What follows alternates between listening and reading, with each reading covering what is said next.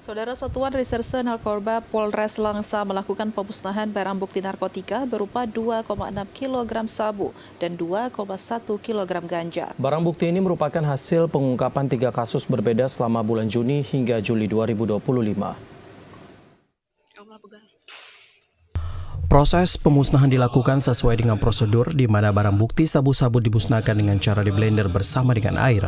Kemudian cairannya dituang ke dalam oli bekas dan dibuang ke saluran air. Sedangkan ganja dimusnahkan dengan cara dibakar hingga musnah. Kasat Satuan Reserse Narkotika, Psikotropika, dan Obat Berbahaya Res Narkoba Polres Langsa AKP Mulyadi menjelaskan 5 tersangka telah ditetapkan dalam 3 laporan polisi berbeda.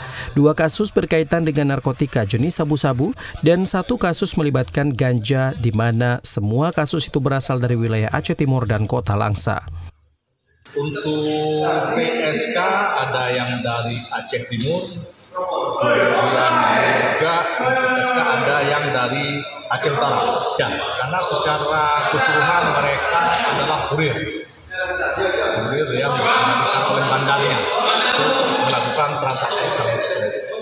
Dari pemusnahan ini, pihak Polres Langsa memperkirakan telah menyelamatkan sekitar 23.000 jiwa dari bahaya penyalahgunaan narkotika. Dari Langsa, Mulyadi TVRI melaporkan.